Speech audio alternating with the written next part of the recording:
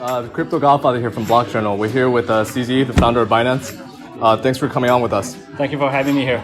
We're here at the Asia Blockchain Summit here in Taipei, and just to give everyone a little update. So Binance held a Taiwan Super Meetup yesterday. Approximately 1,000 people attended. We were there too. It was a very, very crazy event. I don't think I attend as many conferences as you do. I'm sure I don't. What's your feel about this conference? I was actually at this conference in this hotel at this exact place last year, July 2nd, same date. It was a very successful conference, but the mood was a little bit tougher than now. This year, there's a lot more people, probably because it's the second time they're doing this event. They got better. Also, the mood of the people are much happier. Bitcoin price is already coming back. People are much more bullish, much more aggressive now, and much more optimistic. So yeah, it's definitely changing. Earlier this morning, Nouriel Roubini had his famous debate with Arthur Hayes. Right. You mentioned last night in the Binance meetup that somebody asked about Nouriel Roubini and you said, "Oh, I'd rather not waste time on talking about him." Right. But so let me just ask a quick question, not waste too much time. How do you think you would fare in a debate against Nouriel if you were going against him? I don't know. I would be pretty harsh. Number one, I don't really get into debates with people because I think if you made up their mind, then I don't try to convince them. And in Nouriel's case, I think he's very special because he's getting paid to trash talk about Bitcoin. It's actually kind of a poor position because he's basically getting paid to be the clown. Most people attending this conference are pro-crypto. They're interested in crypto. They do want a negative voice, and he's one of the best negative voices here. I think he's probably the only speaker that's paid to come. I don't know how much they pay him, but I wouldn't do it for any amount of money. So it's kind of a really tough position, but I guess that's his job. It is what it is. So you know quite a bit about him, and you've been quite publicly critical of him on Twitter and social media. So do you think he's actually truly very 100% against crypto, or do you think he might just be putting on an image? I think that's definitely a more image. There's a definitely job aspect to it. That's his job. So that's what he's getting paid to do. I think if he double his pay, he probably will say the reverse. So we can try it sometime. Sure. Let's talk a little bit about Binance development. I don't want to ask too much or go too deep because we've already spoken to many media outlets. Yesterday you announced that Binance will be coming out with a futures platform. Yeah. So for our viewers or readers could you describe very simply what is it, what are you trying to do, and when is it coming out? Sure. I think so. Right now we have a good spot exchange, and we just released margin, and we're still missing the futures product, where many users do use it to either hedge or speculate. Both are legitimate financial users. So right now the users have to move money around to other exchanges, and that's not very fluid. So we want to give a whole package product suite to our users. So that's the main goal. Our product's a little bit different from any existing product. Slightly, we copy a lot of them, but then there's some small differences. The leverage is not super high. We think it's high enough. So initially we'll probably go with 20x. I think that's pretty high.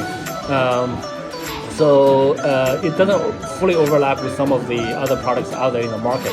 But we just want to offer a more complete product suite to our users and see how things go. Great, and I'm sure a lot of the customers will be looking forward to that. It's quite a hot topic in the space right now. If you don't mind me asking, 20x is the current benchmark you'll be starting with. Yeah. Are there any plans to go maybe higher in the future? Absolutely. So we'll see how it goes. If the system's stable enough, the risk control engines are well run. We don't have like cyclic liquidations, or we can avoid all of those tricky things on the futures exchanges, and we'll increase it. If we do run into those problems, then we may even reduce it until we get it right. So as any new product, there are risks. So we want to solve those issues before we ramp it fully up.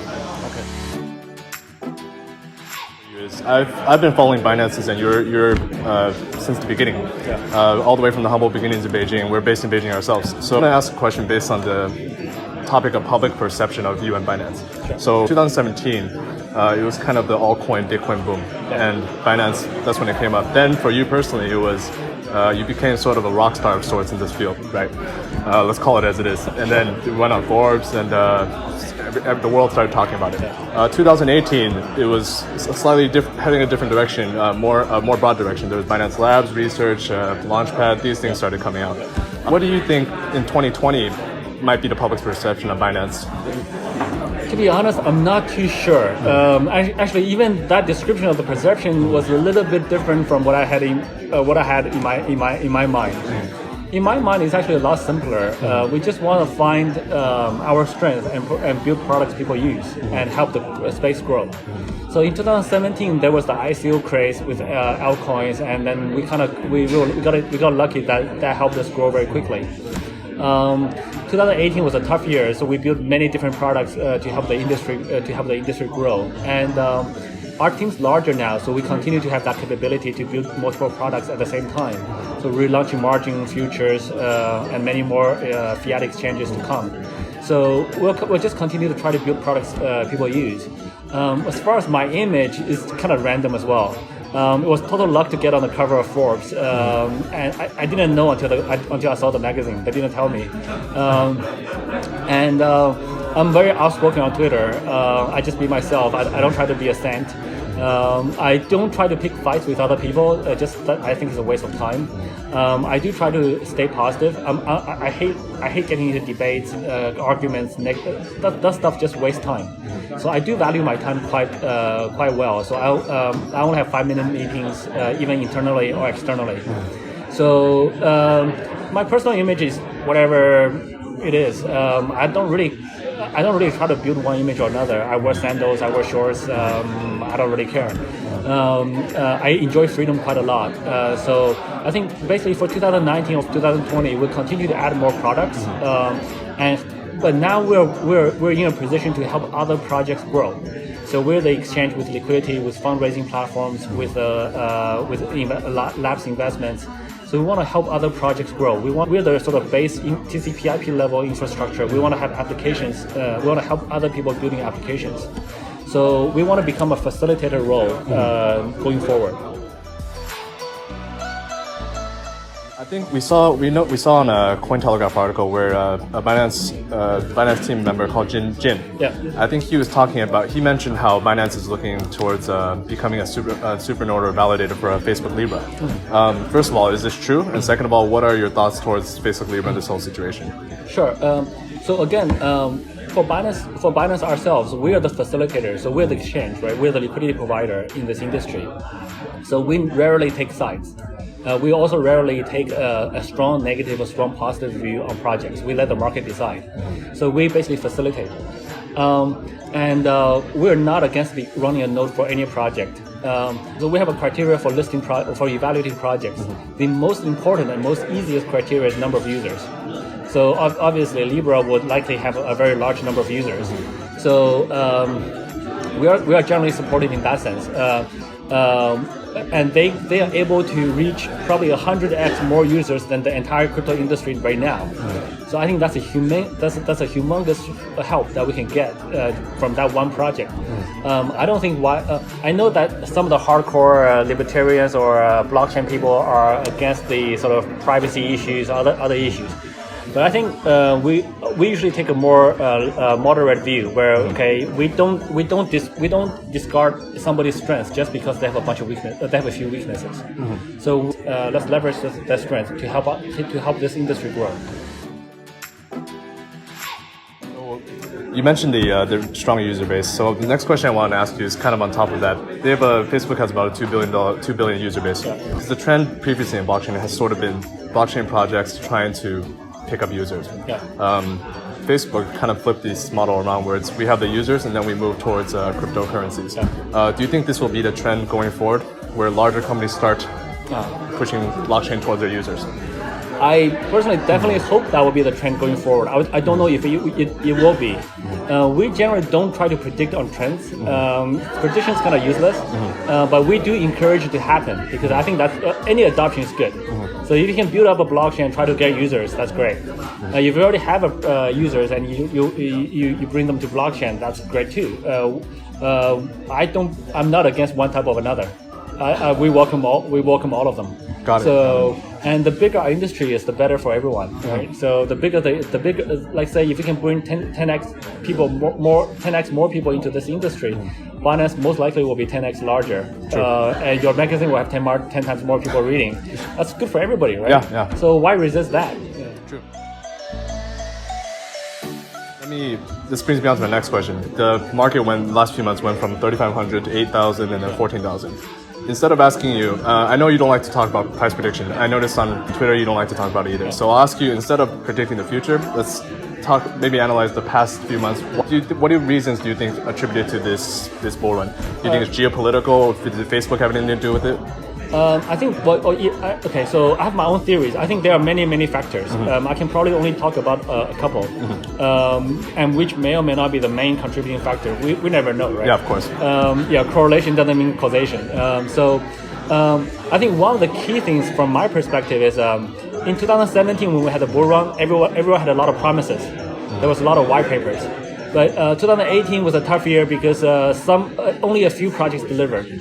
2019 is clear. The projects that can deliver probably haven't delivered. Projects that can't deliver haven't delivered, and that will probably be forgotten over the long run. So I think 2019 is a year that there's clarity now. So people, the guys who delivered are rising quickly. Of the projects from 2017, there's more consolidation from the user perspective. So a number of coins are rising quickly. And I think that clarity helps. And given that the number of coins are rising quickly, the other investors are more confident to invest. And now people are more educated now. So there's going to be a new batch of projects that's going to be raising money, starting. But investors are more sophisticated. We're more selective about the projects we help. And the industry, from that perspective, is so much healthier. So I think that's why the money is flowing back in, and then it starts to cycle and it goes up. Facebook, I think, definitely helps. There's a number of other factors that help. Any news, any coverage helps.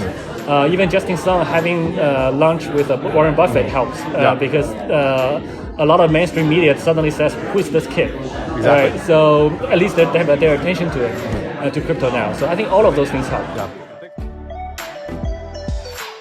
The public seems to think you're very stressed. First question would be, are you actually stressed? No, I'm actually not that stressed. I'm much less stressed. Well, I was a little bit stressed like 2 months ago when there was a hack. Yeah. But this year, I'm much less stressed than last year. And last year, I was much less stressed than 2017. 2017 was really stressful because the team was small. We had so much going on. And there's no processes. There's no... it's just a much smaller team and a faster growth. Today, we have a very strong team. And so most of the people who think I'm stressed also make the other wrong assumption that they think I'm in charge of a lot of stuff. And they come to me and say, hey, I got to talk to you about a project. I got to talk to you about this other issue. Or I got to talk to you about this idea. And they think I'm still involved in all of those things. Whereas I don't look at projects. We have Binance Labs teams looking at that. I don't look at listings. We have a listing team looking at that. I am involved in the operations on the exchange side because that's where my core strength is. I'm involved at a very high level, strategic level, and the team is really strong now. So I'm really not. Very often, like even if there's a lag on the exchange, people complaining, I usually just manage Twitter and the team's fixing it. Last night there was a slow lag, there was a small lag. I didn't even get woken up. The team just handled it.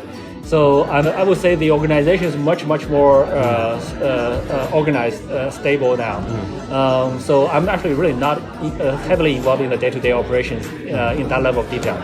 Great. So it's good to hear that Binance has sort of become self-operating, right? Yeah. You've also mentioned last night in the Binance meetup that you spend much more time on Twitter now. So you wrote an article previously on Medium about your daily life. So let me just simple question for you: What do you like to do in your free time? So I do read about 2 to 3 books every 2 weeks or so. Oh, okay. So I do read a lot. I do listen a lot. I do the audiobook books. I do some sports, just keeping fit, and then I do hang out with friends as well. I'm a normal person, so I hang out with friends, just chat or have a drink or whatever. It's a relatively normal life. We talked to Da Hongfei, a friend of yours, in Shanghai a couple weeks ago. Yeah. We were interviewing him for the Block Journal, and we asked him a question about you. We asked him, what do you think has contributed to CZ's success? So his answer for the question was, he said CZ is a very strong business-minded person, and he also said it contributes to partially your background and maybe timing. If I were to ask you the question about yourself, what do you think has contributed to your success? Okay, I think there's a couple of factors. The biggest factor is probably luck. Luck. So we did the right thing at the right time. We had some foresight, so we had some decisions, but there's a large degree of luck.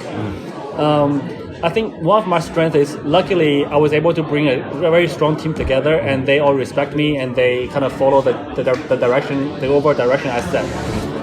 So having that team is really critical. Luckily, I have their respect, and they kind of the team's very united. I think that's probably the second most important factor. And third, all the other things come from that. Like once you have a good team, then you have good product, you have good servers, you have good we have good ethos.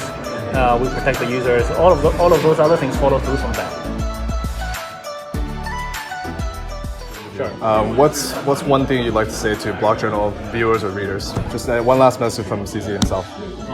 Sure. I mean, what I want to say is the market is turning back, but also always do your own research. Always learn about the things that you want to invest in, and make your own decisions, and don't blindly follow other people.